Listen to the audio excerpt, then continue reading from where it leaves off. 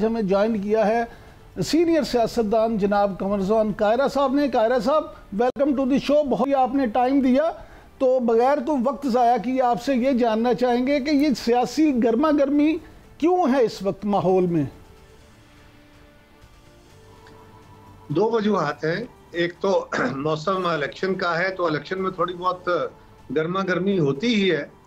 हर जमात लोगों को अपनी तरफ मुतवज्जो करने के लिए अपना मंशूर बयान कर रही होती है और छोटी मोटी तनकीद भी चल रही होती है, और कुछ हिस्सा आप यारों का भी है, दोस्तों आप दोस्तों का, क्योंकि आपने भी अगर मेरी तरफ से कोई बयान किया तो आपने उसको दूसरे की तरफ कहा जी उसने ये कहा है, उससे ऊपर आपने मजीद थोड़ा सा जल्दी पे तेल डलवा लिया, अगले पे सवाल कर दिया, जरा और काम तो तेज हो गया। और अगर आप मीडिया वाले उसको गैर अहम समझते हुए छोड़ दें तो ये बैड डिबेट ही ना छिड़े। लेकिन कायरा साहब, हम तो आप लोगों की कही हुई किसी भी बात को गैर अहम नहीं ना करार दे सकते। आप अहम लोग हैं और आपके मुंह से निकली हुई हर बात अहम होती है। नहीं सर, ऐसे नहीं होता। सवाल ये है कि बहुत सारी दफा आप कहते हैं जी अगर ऐसा हो गया तो फिर क्या होगा। तो अगर में ये होता है कि आप मुझसे अगर पर मबनी सवाल करके तो एक मफरूजे पे मबनी मुझसे जवाब ले लेते हैं, सवाल गायब हो जाता है, जवाब आप चला देते हैं। कमरजमान कायरा ने ये कहा, क्यों कहा ये नहीं, किस सवाल के जवाब में कहा ये भी गायब हो जाता है। तो ये एक ऐसी डिबेट है। मीडिया अब एक बहुत बड़ा ताकत भी है, बहुत बड़ा जरिया भी है, लेकिन एक अजीब सा इससे सामान पैदा हो गया है। सोशल मीडिया पे खबर आ गई, ना उसकी तस्दीक है, ना सर है, ना पैर है, उसके ऊपर डिबेट शुरू हो गई। संजीदा भी होती है और गैर संजीदा भी होती है। लिहाजा ये कोई अचंभे की बात नहीं है। हम मुख्तलिफुल ख्याल लोग हैं, मुख्तलिफुल ख्याल सियासी जमातें हैं, हमारे छोटे मोटे एक दूसरे के खिलाफ नहीं होते, बयानबाजी चलती रहती है।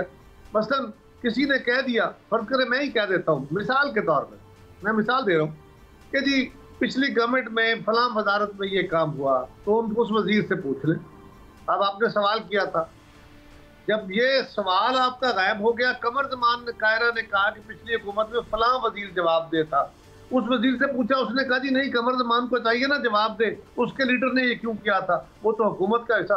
एक ऐसी बहस छिड़ी, तलखी शुरू हो गई।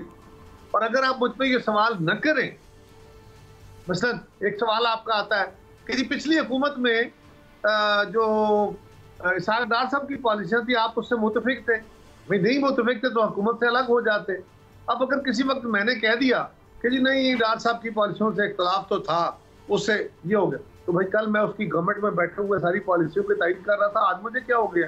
लेकिन ये मीडिया में डिबेट छिड़ेगी, उसके जवाब में वहां से भी सवाल आएगा, और फिर होगा क्या, मीडिया में एक और बात होगी। कमरजमान कायरा ने, पीपल्स पार्टी ने कह दिया कि इसहाक डार साहब की पॉलिसियां दुरुस्त नहीं, हालांकि मैंने नहीं कहा, मुझसे कहलवा दिया गया एक फर्जी तौर पर। तो इस तरह भी चलता रहता है।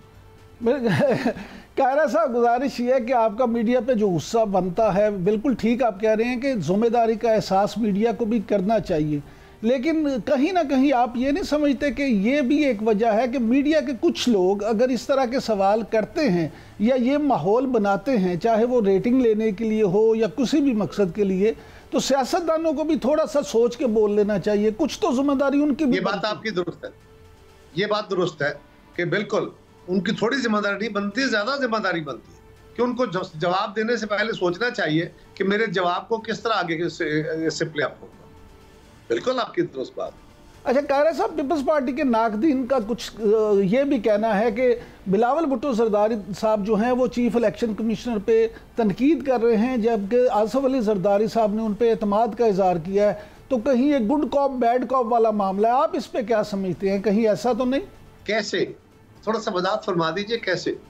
मैंने तो ये अर्ज की कि पीपल्स पार्टी के नाकदीन ये कह रहे हैं कि जब बिलावल भुट्टो जरदारी साहब अदम एतमाद करते हैं चीफ इलेक्शन कमिश्नर राजा सिकंदर जुल्फिकार, कोई अदम एतमाद नहीं किया उन्होंने अदम एतमाद नहीं किया। बिलावल साहब ने कहा कि आइन के मुताबिक इलेक्शन जो है वो 90 दिन में होने चाहिए। ये तनकीद नहीं है, ये आइन की एक इंटरप्रिटेशन है, एक डिमांड है, इलेक्शन कमीशन से ही करनी है ना। हम ये तो नहीं, कोई अदम एतमाद तो ये होता कि इलेक्शन कमीशन के ऊपर कोई शक का इजहार कर दिया जाता, उनके ऊपर कोई पार्शियलिटी का इजहार कर दिया जाता, ऐसा तो कुछ नहीं है। हम तो ये कह रहे हैं, मुतालबा कर रहे हैं कि आइन का तकाजा ये है। और दूसरी तरफ भी एक डिबेट है, वो कह रहे हैं कि जनाब आप जो कह रहे हैं वो भी दुरुस्त है, और मरदमशुमारी के बाद नोटिफिकेशन हो गया है, अब हल्का बंदी भी एक जरूरत है। ये दोनों इवेंट अलग अलग होने चाहिए। मर्दमशुमारी के बाद हल्का बंदी का अमल पहले तय हो जाता है 4 से 8 महीने, और उसके बाद इलेक्शन आता है तो इलेक्शन शेड्यूल डिले नहीं होता। ये दोनों अमल इकट्ठे हो गए अनफॉर्चुनेटली आके जदुई वजूद, तो उसके नतीजे में एक क्यास सा आ गया। तो अब क्या हो सकता है? अब ये है कि जल्द इलेक्शन हो जाए। 90 दिन में नहीं हो सकता, फर्ज करें आपने आगे जाना है, कल भी बिलावल साहब ने कहा कि 90 नहीं 120 दिन में भी कराना हो तो शेड्यूल दे दीजिए। तो मकसद ये है कि किसी भी गैर जरूरी डिले से बचते हुए इलेक्शंस की तरफ फौरन आ जाए। ये एक सिंपल लॉजिक है उसमें। अच्छा, ये फरमाइएगा कायरा साहब कि बिलावल भुट्टो जरदारी साहब ने बगैर किसी का नाम लिए ये कहा कि इलेक्शन में ताखीर का सवाल इलेक्शन से भागने वालों से करें। तो ये कौन है इलेक्शन से भागने वाले?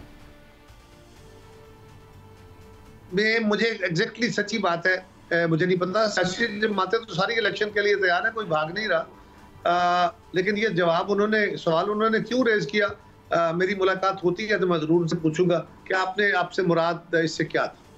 अच्छा, ये भी बताइए, ये आपको अंदाजा है कि उन्होंने कठपुतलियों का लफ्ज किसके लिए इस्तेमाल किया? कुछ लोगों का ख्याल है कि ये तहरीक इंसाफ के लोगों के लिए किया। देखिए, हमारे मुल्क के अंदर कठपुतलियां बनाई तो जाती ही रही है ना, ये तो बात दुरुस्त है ना, और आज भी वो अमल रुका हुआ नहीं है, ये बात भी दुरुस्त है। तो उसका ये सियासी सवाल उठाना कि जी इस तरह के अमल से, गमलों के अंदर पौधे लगाने से तनाव और दरख्त पैदा नहीं होंगे, तो ये तो एक हमारा पुराना थीसिस है, कोई नई बात तो इस पे नहीं है। अच्छा कायरा साहब, ये फरमाएं कि अगर खुदा न खास्ता 90 दिन में इलेक्शन नहीं होते या वक्त पे इलेक्शन नहीं होते, तो क्या आप समझते हैं कि पीपल्स पार्टी जो है वो तहरीक इंसाफ से राब्ता करेगी या सुप्रीम कोर्ट में जाएगी या क्या होगा? देखिए, मैं तो इस सवाल को ही नहीं समझता कि इलेक्शन नहीं होंगे। मैं तो दूसरी तरफ सोचता ही नहीं हूँ, लिहाजा मैं उसका जवाब ही नहीं देता। मैं तो कहता हूँ होंगे, क्यों ना होंगे, वजह क्यों ना होंगे, ये कैसे मुमकिन है कि ना हो? बिल्कुल होंगे। लिहाजा इस मफरूजे पे क्यों खड़ा हुआ जाए और क्यों ये शक का इजहार करके सोसाइटी में एक डिबेट छेड़ी जाए। मैं आपसे भी गुजारिश करूंगा कि अभी हमें किसी और डिबेट में नहीं जाना चाहिए, बिल्कुल इस बात पे आना चाहिए सबको कि वक्त पे इलेक्शन होने चाहिए। अच्छा कायरा साहब, एक बात जो 2 दिन पहले लाहौर में ही मौलाना फजलुर रहमान साहब ने की है, सहाफ़ियों से मिलते हुए उन्होंने इंकशाफ किया है कि वो तहरीक अदम इत्माद नहीं लाना चाहते थे साबिक वज़ीर आज़म के ख़िलाफ़, बल्कि पीपल्स पार्टी ने उनको फोर्स किया। ये पीपल्स पार्टी का आइडिया था। कि गुजारिश ये है कि ये बात शहबाज शरीफ साहब से पूछ लीजिए। ये बात जिस दिन अदम एतमाद की तहरीक आई, हम सब लोग इकट्ठे हुए, उससे पहले सारी जमातों ने इत्तफाक किया। हम तो पीडीएम का हिस्सा नहीं थे, पीडीएम की तरफ से ये तजवीज़ आई थी। और क्या अदम एतमाद की तहरीक ना ला के इमरान खान की हुकूमत को चलने देना चाहते थे मौलाना फजलुर रहमान साहब या बाकी लोग? मेरा नहीं ख्याल ऐसा था। लिहाजा ये तनाजुर कोई और था।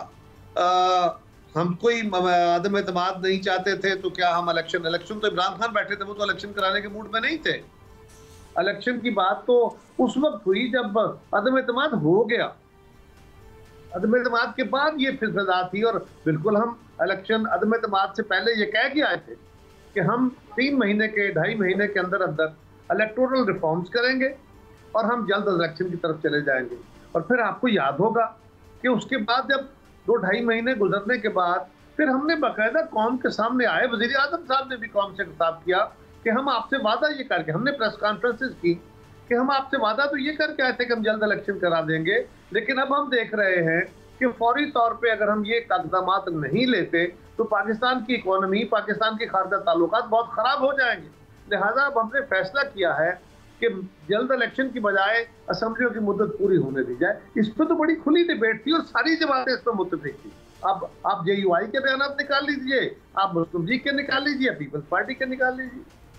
अच्छा कायरा साहब, उस वक्त जो है शहबाज शरीफ साहब बतौर वज़ीर आज़म ये कहते थे कि उन्होंने सियासत नहीं बचाई बल्कि रियासत बचाई है, तो क्या आप समझते हैं कि वाकई ही ऐसा था?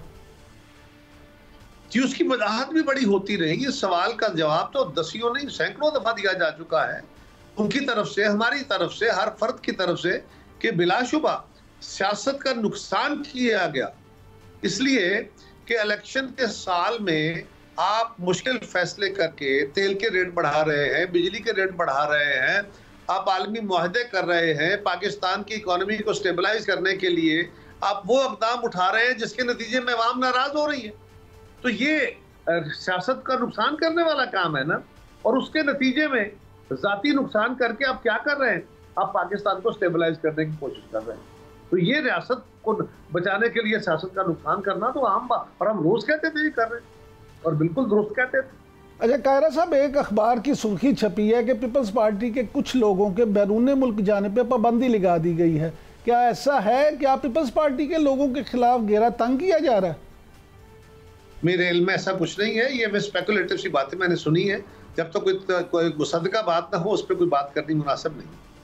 अच्छा कायरा साहब, चेयरमैन पीटीआई ने सुप्रीम कोर्ट में सीक्रेट एक्ट और जो है आर्मी एक्ट, इनको चैलेंज कर दिया है। तो आप क्या समझते हैं कि इसके क्या सुप्रीम कोर्ट में क्या नतीजा निकलेगा?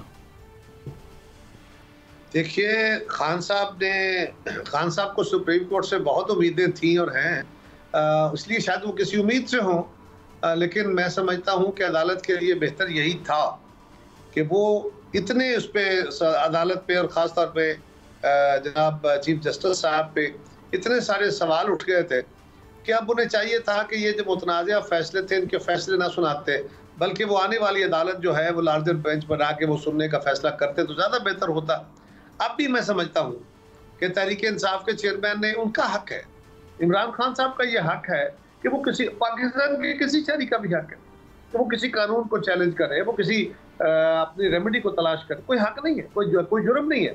लेकिन मेरी दानिश में चीफ जस्टिस साहब को चाहिए कि इन केसेस का अब अपने बकिया जो उनके दिन बाकी चंद रह गए हैं, इनमें इनको केस लगा के सुनने की बजाय वो जो आने वाला चीफ जस्टिस साहब है और उनके जो बेंच बनेंगे उन्हीं पे छोड़े तो ज़्यादा बेहतर रहेगा, वरना उनके ऊपर पहले ही बड़े सवाल हैं और वो ज़्यादा कंट्रोवर्शियल।